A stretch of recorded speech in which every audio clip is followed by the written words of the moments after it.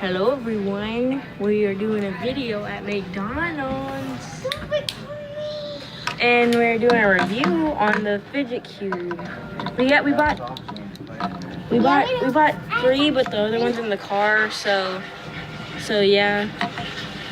We're just gonna show you. Okay, so first is these two little clip things. It's really cool. And then the gear things. So guys, yeah, we're at McDonald's.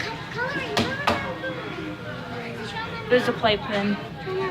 Okay, and then these are the little things right here. And then the next one is this, like, kind of reminds me of the fidget spinner, the little thing, the cap, and then the pin thing right here. And then the on and off switch, and then the gear thing right here. Another one where you see that. So yeah, that is the Fidget Cube, and we bought a white one too. So yeah, this is McDonald's and the Fidget Cube review.